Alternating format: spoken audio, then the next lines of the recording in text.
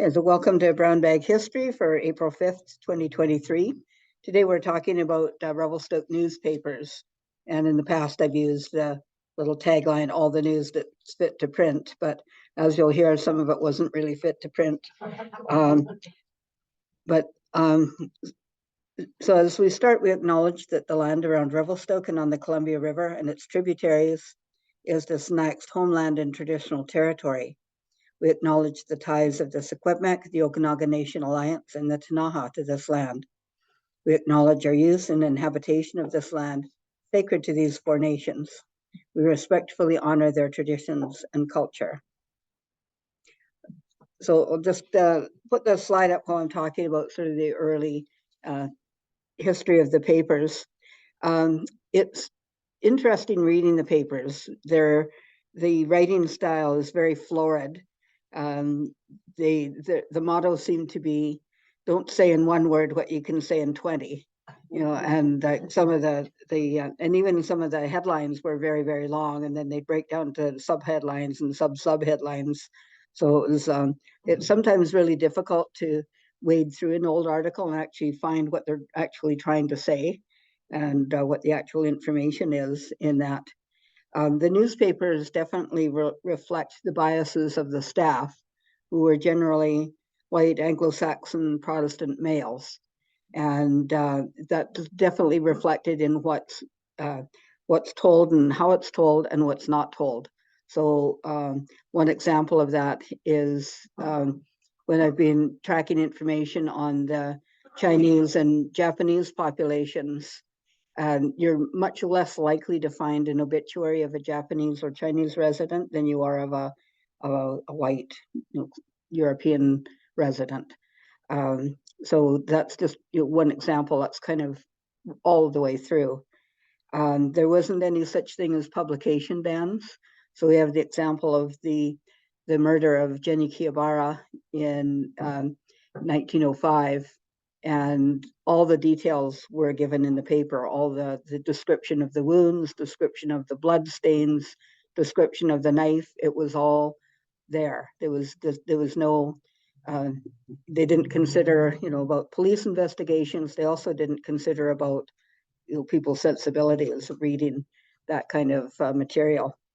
There was also local and personal columns in the paper, and that continued probably into the 80s, where if somebody went out of town, in the early days, if you went to Mount Cartier or to Malaqua, it'd get in the paper. Later, it was you had to go a little bit farther afield for it to get into the paper. But if you'd made a trip to Mexico or somewhere, it would still get into the local newspaper. Sometimes that could seem a bit intrusive. There was one note about a woman that said she'd recovered from her nervous breakdown. So there was definitely not a lot of holds barred when it came to publishing information. So the first newspaper that was published in Revelstoke was the Kootenay Star, and we actually have a copy of the very first edition that was published on June 22nd, 1889. So very early, it kind of in Revelstoke was, as a community, was really only 4 years old at that time. So it was published by a man named Hugh McCutcheon, who was the owner and publisher of the Kamloops Sentinel, and it was edited by James W. Vale. In the first edition, there was several ads in there. I'll just scroll through some of those. This is for a watchmaker and jeweler based out of Kamloops. But it also said that he's connected with J. Guy Barber, who was working for him in the Revelstoke branch. So that tells us that Guy Barber was here as early as 1889. I think that might be the first record we have of him. The little editorial in the paper said, the Kootenay Star doffs its beaver, by that they mean hat, to the public, and announces that it is here to stay. It is not published for the purpose of filling a long-felt want, the enterprise being a purely business one, established on a business foundation for the purpose of advancing so far as it is able the interests of the district it represents and profiting by such advancement. The Star will be essentially the people's paper, started and maintained in the people's interests. Every man, be he Grit or Tory, loyalist or liberal, will receive his just due from the Star. The subject of mining will receive in these columns that attention which as the most important industry in the province it demands. So this paper had lots of mining news. It really focused on the mines in both in Revelstoke and in the Revelstoke district, so in the Big Bend, in the Lardo, and in the Ilsilowit area as well. There was a letter to the editor written in the first issue, and he threw in as many star puns as he possibly could. It was said from GOB, who I believe to be George Owen Buchanan, who was owner of sawmills in the area. He said, I hasten to send you my name to get on your list of subscribers and assure you that I see with great pleasure the rising of your star. I hope that you have come to stay, that you will not prove a shooting star, a momentary blaze dying out into the blacker darkness, that you will not be one of the twinkle, twinkle, little star, how I wonder what you are variety, accomplishing the entire circuit of the local and social and political heavens in 24 hours, that you will not be a satellite of Mars or any planet, that you will not shine by borrowed or reflected light, but that you will be one of the great fixed stars, the pole star, in fact, standing out so high that you can be seen right over the top of the Selkirks, shining by your own proper light for Kootenay West and East and North and South. And that is, as in the case of a wonderful star, of which we are told in a wonderful book, your appearance may be the herald and harbinger of a golden age of moral, social, material, and political progress throughout our district. So you can't get much more flowery than that. But that was definitely part of the fun of the newspapers, was that kind of writing. So the first copy, as I said, was printed on June 22nd, 1889, and papers were supposed to have been sent to the provincial archives for to be retained there. But most of the first year of the Kootenay Star doesn't exist anywhere. We don't have any copies. The Provincial Museum, where we got most of our other newspaper copies from, doesn't have it. So the first issue that they have is June 9th, 1890. So unfortunately, there's a lot of local information that would have happened in that time that we just don't have access to. This is another ad from the Kootenay Star. It's advertising the CPR timetable, and the CPR hotel, which was not the big CPR hotel. It would have been actually a temperance house, little temperance hotel run by Frank McCarty. The Central Hotel, the Victoria Hotel, and the Steamer Dispatch were all advertised in that first issue. Letters to the editor were a really important feature of the newspapers, and they can be highly entertaining. In 1893, there was a little back and forth argument in the Kootenay Star between participants in local dances. There was a group called the Quadrille Club, and they hosted regular dances in the Bournes Hall, which is the second floor of the Bournes department store that you can see there, and also in Peterson's Hall on Front Street. Quadrille is kind of like the forerunner of the what's now known as square dancing. It was sort of came from, if you watch, Jane Austen adaptations, it was sort of a variation on that dance. So it wasn't sort of one couple dancing together. There'd usually be about 4 couples dancing in the square or more. So there was a fellow that was quite annoyed. He called himself in the letter anti-rustler. And he wrote this letter in the June 21st, 1893 edition of the Kootenay Star. And he was accusing some of the men of monopolizing the women at the dance. So he said, most, if not the whole of the 20 ladies present were at the very commencement engaged for several dances ahead by the rustlers, who are always in it leaving those gentlemen who are not blessed with so much brass in their composition to sit out the first hour. After meeting with the usual "I'm engaged" 5 or 6 times, I was glad to put on my hat and go out for a smoke. Our Adonises had managed to secure the jolliest partners, as usual, right through to the end of the program, without giving a thought to those who were not Adonises and who would have to take their leavings or go home. So he was kind of inferring that they were leaving the not as pretty girls or the wallflowers, which he considered his leavings. And then there was a rebuttal to that in the next issue from a person calling himself one of them. He said, there was a time perhaps when I would sit quietly and wait till the majority of the ladies had been taken up, and then try to engage partners for the balance of the program, at which stage I was usually greeted with the customary "I'm engaged," of which Auntie Rustler complains. However, having studied the tactics of the habitual rustler, I determined to try this plan. I at once adopted the motto, "Faint heart, ne'er a won fair lady," and from that time to this, I find I can always get all the dancing I want. It is hardly to be expected that a lady is to forego the pleasant certainty of participating in every dance by filling her program, for the indefinite possibility of doing so by awaiting the arrival of gentlemen who are foolish or unfortunate enough to come late. So that exchange continued for 2 more issues of the paper before the editor announced that all correspondence regarding the Quadrille Club was closed. So it's like somebody closing comments on the Facebook post. So the Kootenay Star folded on March 31st, 1894. In his final issue, he had this bit of self-pitying doggerel poetry. And doggerel poetry is just kind of, not very well written, basically. And it's called "The Star's Farewell" by the Devil. And sort of people who worked on papers, especially the typesetters, were usually referred to as printers' devils because they usually had black hands from all the ink. So this was by the Devil. I am leaving with the snow. I am going out of sight. My twinkling you will never see again.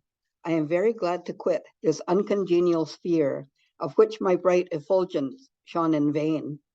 'Twas difficult to please more than 1 or 2 each week, for each reader had an idea of his own on every topic neath the sun, how a paper should be run, and scrupled not to let the same be known.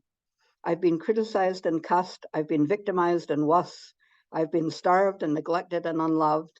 Without a dollar or a cent, all my debts paid but the rent, in the journalistic boneyard I am shoved.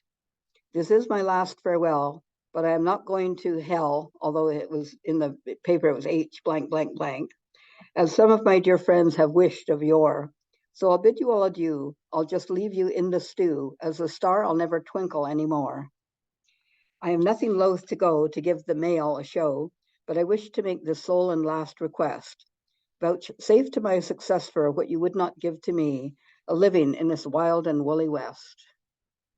There actually was quite a bit of poetry published in the papers too, of varying degrees of literacy, but literary value. Most issues of the Kootenay Star contained just 4 pages, with local news and advertisements on the front and back pages and fillers in the 2 middle ones. The fillers consisted of stories, poems, and news from around the world. Kathy, was there any price on that paper?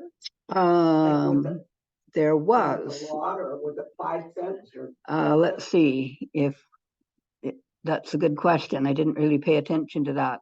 There isn't a price published on that one. I'd have to look at some of the other issues, so because I'm not sure about that one.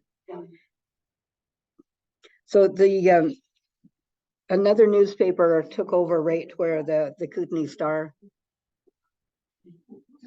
Oh, that one says $2 a year. There you go. $3 a year. Yeah.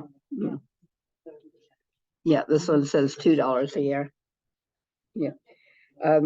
So this was the new newspaper, the Kootenay Mail, and both those 2 newspapers were called the first part of their name was Kootenay, and Revelstoke was considered Kootenay. It was considered North Kootenay at the time. So the Kootenay Star was actually the first newspaper in the North Kootenays. There had been an earlier paper at Donald, but that Donald was not considered to be part of the Kootenays. So the Kootenay Mail started on April 14th, 1894. And the first editor was R.W. Northey, who was former editor of the Star. They had a building on the north side of Front Street. They had what was called a Washington press for printing the newspapers. It required two operators, one to feed the paper sheets and take the impressions, and the other to ink the forms. The press was capable of printing 252-page sheets per hour. In their first editorial, they said, "The Mail has no pull with any individual, corporation, or political party, but will pursue a strictly independent course on the dividing wall, which will enable it to take a whack at any offending head which pops up on either side." They had a columnist known as, who used the name Diogenes, and the column was called "Things Said and Done About Town," and it was probably Northey, the editor.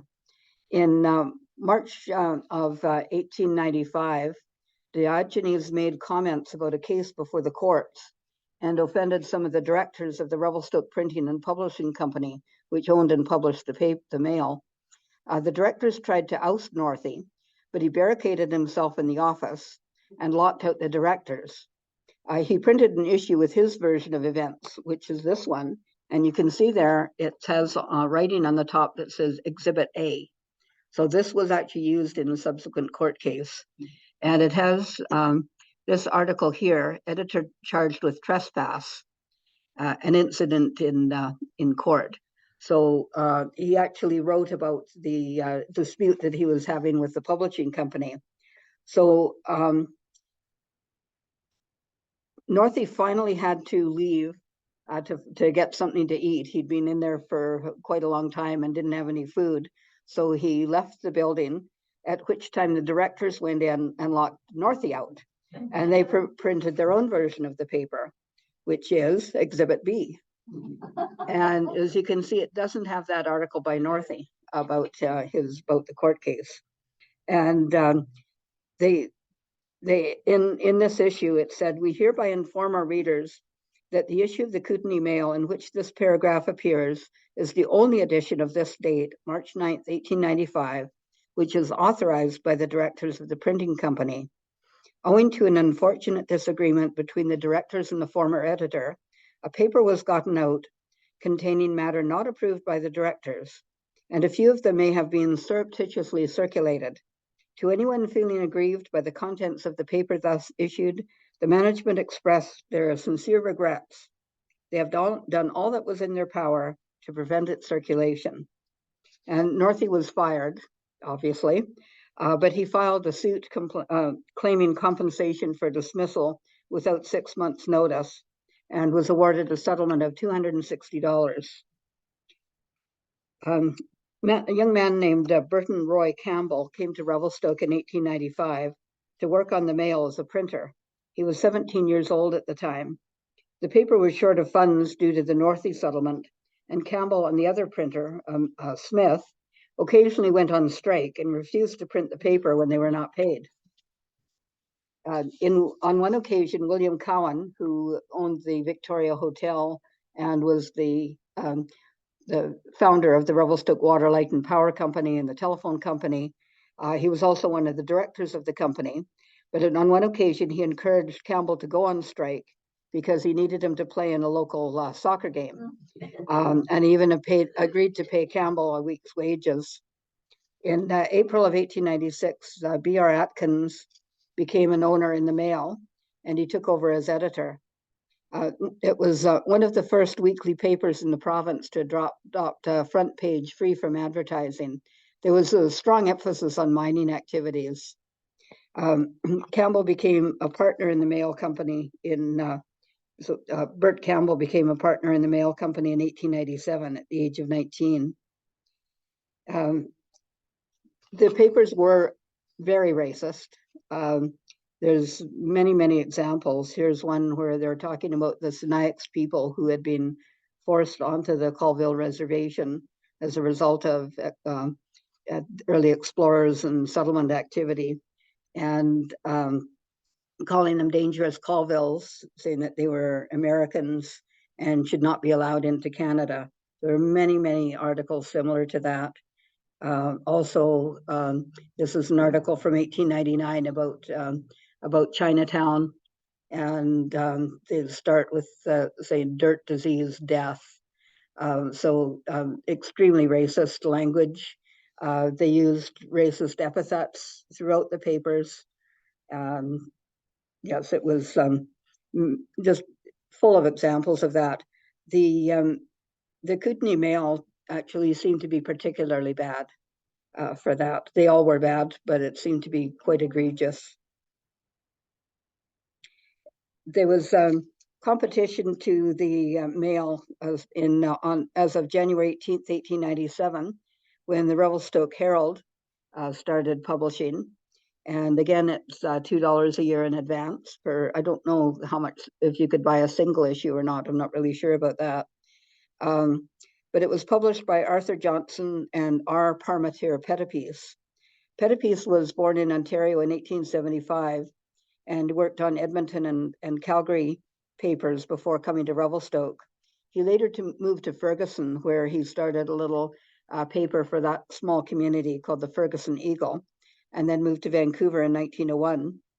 He was very active in the trade union movement and socialist movement, so he did a lot of writing specifically focused on trade unionism and workers' rights and socialism.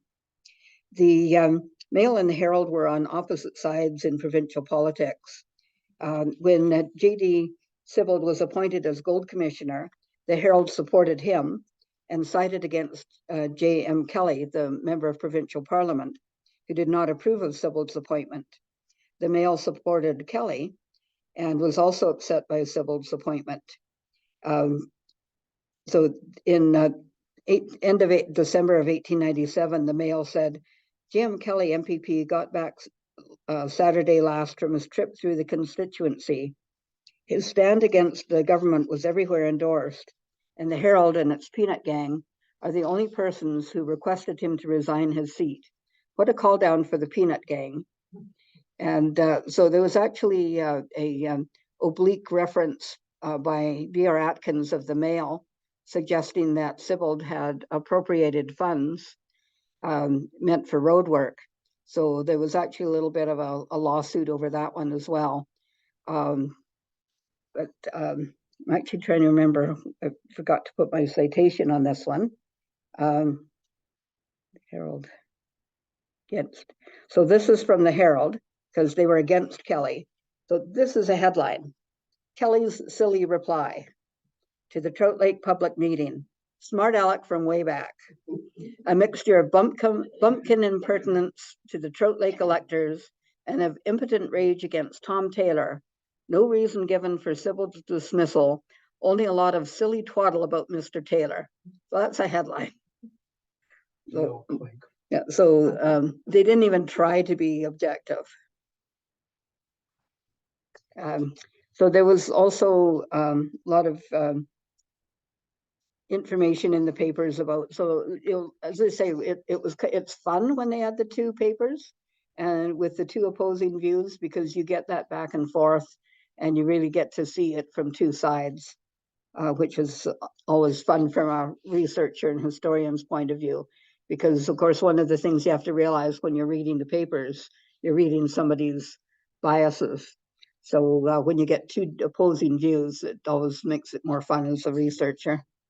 So V.R. Atkins of the Mail went to Victoria as the private secretary to Premier Semlin, and Bert Campbell purchased his half share as of March 31st, 1899, but the legal documents had to be post-dated to April 29th, 1899, the day following Campbell's 21st birthday, because he couldn't legally own the business until he turned 21. Atkins himself later returned to Revelstoke, and he lived here for many years. He did a lot of freelance writing and wrote a manuscript called Columbia River Chronicles, which was later published by E.L. Affleck. So after Revelstoke was incorporated as a city, the first city council was elected. The Kootenay Mail was covering the weekly council meetings. They often took an irreverent tone and referred to the mayor and council as the city dads for the council report. In one issue in 1899, they started their report with a little dig on the lack of progress on city sidewalks. They said last night's meeting of the city council was productive of considerable talk on the unfailing subject of sidewalks, with the usual result that nothing was done. Another city council report began with the line, they talked and they talked and they talked. So the Mail and the Herald merged in January of 1906, and they operated until April of 1917. And quite often they were putting out 2 issues a week rather than just one. A man named E.A. Hagan came from New Zealand to Revelstoke and joined the Mail staff in 1901. He began his own little paper in 1908. It lasted for just over about a year and a half, ceased publication in August of 1909. But he was the major advertiser in the paper. 90% of the ads were for his own businesses. He was a mining engineer, a stockbroker, an insurance agent, real estate agent, and even a lot of his supposed news items promoted his other businesses. And he was also using the paper to fight a campaign against the Mail Herald and its principal owner, who was local lawyer and barrister George S. McCarter. And he was also against local MP Thomas Taylor and the local police magistrate W.W. Foster. So McCarter and S.A. Mundy of the Mundy Sawmill at Three Valley later had Hagan arrested because of a financial dispute, and he included all of the details of the court case in the pages of the Observer. And he was eventually acquitted. So when he first started, he said that the paper would not be an organ of neither party nor individual, but was an organ of his own self for the most part. But his motto, he said, was for the cause that lacks assistance, for the wrong that needs resistance, for the future in the distance, and the good that we can do. And he also would publish a few little cartoons or little jokes in the paper. Most of the jokes right now, a lot of the humor doesn't translate to modern times at all. Some of them are very, very bad. But this one, he was sort of made it into a Revelstoke joke. It was titled, "A Careful Man." "Have you noticed," asked a neighbor, "that Mackenzie Avenue sidewalks are laid so that there is a slant toward the curbstone? If you have not thought of it, there is a man in Revelstoke who has. And to save shoe leather, he walks on different sides of the street on alternate days to make sure that his shoes will be worn off evenly." He also had a big article in December 4th, 1908, called "Revelstoke's Dishonor," where he was going after the police commissioners and said that, talking about the civic elections in town and about the appointments, and said that they're very much supporting G.S. McCarter, the lawyer. And so it's a very long article, but he was really complaining about their biases of the police commissioners.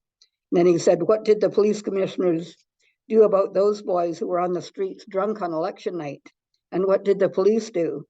It was one of the most disgraceful occurrences seen in Revelstoke, and there is an explanation coming from somebody.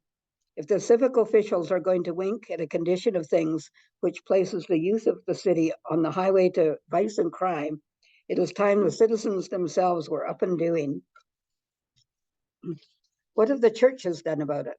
So far as we know, not a voice has been raised in one of them in protest. So that was the Observer, and as I said, it ceased publication in August of 1909. But again, it's nice to have that completely different perspective. He also did report quite a bit on buildings that were going up in town and on the lumber industry. In fact, I probably found more about the Mundy Lumber Company in this paper than I did in the Mail Herald. So it's quite useful having those different perspectives. There's another Hagen, the insurance agent. Hagen, what is he doing this time? This looks like insurance. Yeah. And there's E.A. Hagen, agent for the London and Lancashire Life Assurance Company. So he had lots of irons in the fire. So the Revelstoke Review began publishing on April 11th, 1914. And Arvid Lundell was a newsboy for the paper in 1914 and became editor in 1926. And he was associated with the paper until his death on May 6, 1984. He was president of the Canadian Weekly Newspapers Association in 1967. There was an article about him in the Ottawa Express of September 9th, 1967, said from newsboy to Canadian Weekly Newspaper Association's chief, a newsboy who distributed the first issue of a newspaper of which he became publisher some 20 years later, is president of the Canadian Weekly Newspapers Association for the current term.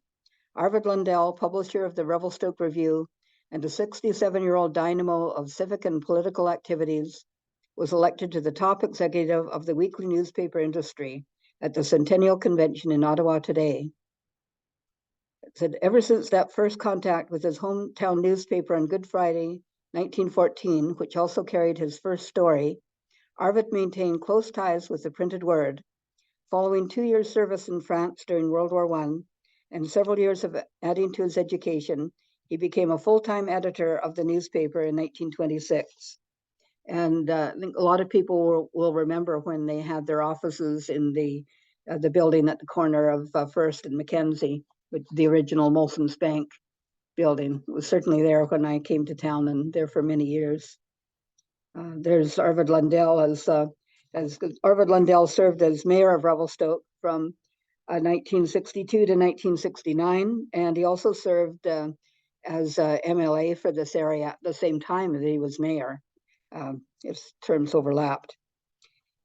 The paper amalgamated with the Revelstoke Times, which was published by Sue Oliver and Penny Graham.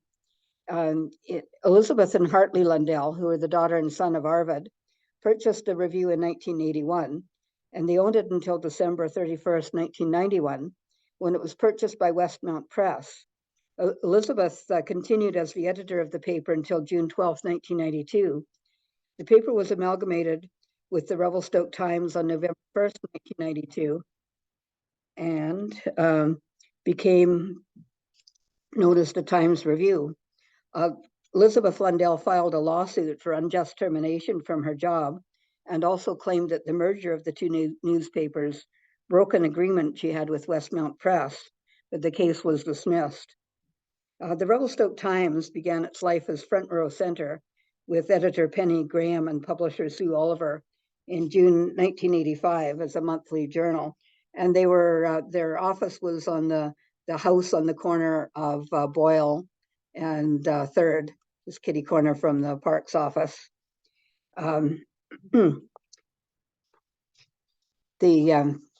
So it became a weekly paper and named Revelstoke Times in January of 1989. The newly amalgamated Times Review published its first issue on November 6, 1992, and then it went back to the name Revelstoke Review in April of 2015. It's keeping alive that name that goes right back to 1914. The paper was purchased by Black Press Community News Media in 2003. Other newspapers that have existed throughout the years include the Revelstoke Herald, that was published by Clayton Stacey from June 30th, 1971 until 1982 in tabloid format. The first issue had a really rough look with uneven typesetting and many typos, but it improved a lot over the years. It featured regular columns by David Williams, and cartoons by Stuart Burridge, also known as Slug. Doug Powell had the Unique, the magazine, from April 3rd, 1992 until his death in 1991. It operated for a while after that with co-owners Priscilla McPherson and Peter Elkington until they sold it to Dwayne Crandall, a publisher of the Golden Star, who ran it as Revelstoke News until 2003. The former Times review editor David Rooney began the Revelstoke Current as an online publication in 2009 and published it until his death in 2017. It was revived for a short period of time, but no longer exists. Aaron Orlando, another former Times Review editor, began publishing the Revelstoke Mountaineer as an online news source in January 2015, and they've added a monthly print edition to that as well. There was Rev'd Quarterly, which was in town for, started as a quarterly magazine in 2005 with Heather Lee as the owner. It was taken over by Peter Warden, who ran it for a few more years, but it no longer exists now either. Rob Buchanan published his first cartoon in the Times Review on October 10th, 1995. And his cartoons were discontinued for a while at the beginning of COVID when the paper was having to make some closures. But he's back in the paper now, I think on a bi-weekly basis. So this is 1995, and the she is referring to the mayor at the time, Shelby Harvey. It says, she says we can develop their ski hill as long as we promise not to alter the landscape, increase the town population, affect real estate prices for locals, attract hippies, ski bums, Australian lift operators, UFO abductees, big dogs, raise the price of gas, wear neon ski suits, or make fun of Revelstoke politics. So Rob just has a way of really getting the pulse of the community. And I've been the subject of a couple of Rob Buchanan cartoons, and I consider that the highlight of my career. So it's good to see him back in the paper. The Glimpses of the Past column that we do now from the museum every week first appeared as early as 1930 without a title. Over the years, it went by a variety of titles, including Old Time Stuff of Interest, Looking Backward, Glimpses of Yesterday, and Revelstoke in Days Gone By. In the April 6th, 1944 issue, it appeared under the title Glimpses of the Past, and that one stuck, and that's the title that we use now for our weekly column. So either I do it, or if I have interns or students here, I get them to do it as well. And it's really fun going through the old papers and finding the little nuggets. I always tell my students that if there's a good animal story, it always goes in. If there's a UFO story, it always goes in. You know, we look for sort of quirky things. We also really look for things that resonate with our current, with the community as it is now. There was one just a couple of weeks ago from 100 years ago that was complaining about the price of gasoline in Revelstoke as opposed to Vancouver. So it's really that, you know, the more things change, the more things stay the same. So it's really fun to see those themes that keep coming back. We have most of the Revelstoke newspapers in our archives. We have print copies from a lot of the early newspapers from the 1890s up until I think about 2012. We have print copies. We also have digital copies from 1890 with the Kootenay Star up till 1964. That was as far as we were able to get digitized at this point. So it's really handy having them. I'll admit that I use newspapers probably as one of my primary sources for research. As I say, I always try to be aware of the potential biases, the fact that they sometimes just get things plain wrong. And you know, sometimes it'll talk about something that was going to happen and didn't. So you have to be aware of all of those things when you're reading the paper. But they really are a tremendous source of news and happenings in the community. We've now have quite a few photographs that came from the Times Review, taken mostly between the 80s and the early 2000s. So, it's really a rich collection of material as well.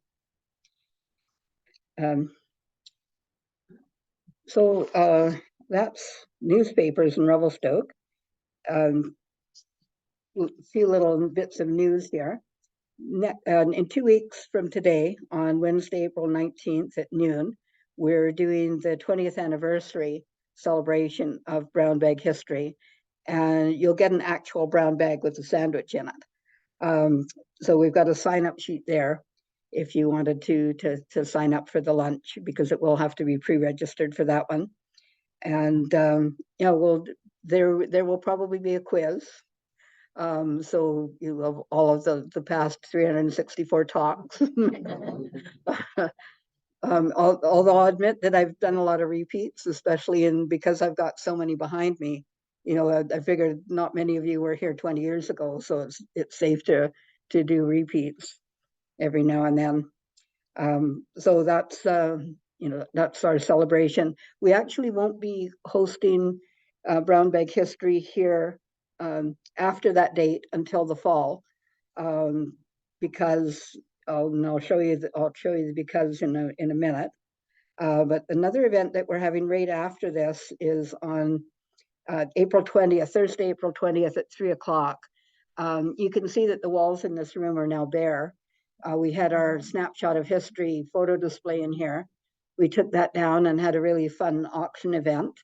And we're going to be getting a mushroom exhibit here on at the end of April. So we're having our opening reception on Saturday, April 29th at 2 o'clock.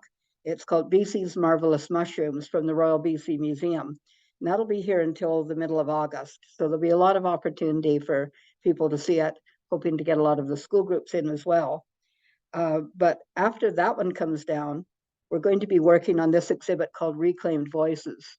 And it'll be in here. There'll be panels, there'll be some listening stations where you can see or hear people's stories. But we're really trying to look at, what stories haven't we told? What voices haven't been heard? So I'm doing a public meeting on Thursday, April 20th at 3 o'clock. I'm encouraging anybody who has an idea to come. If you know of a person or a story or a theme that you think should be included, I want to hear about that. So hopefully we'll get people coming to that, and then coming to the Marvelous Mushrooms opening and the exhibit. So as you can see, we've got lots going on. That's all we need to do for today. I will just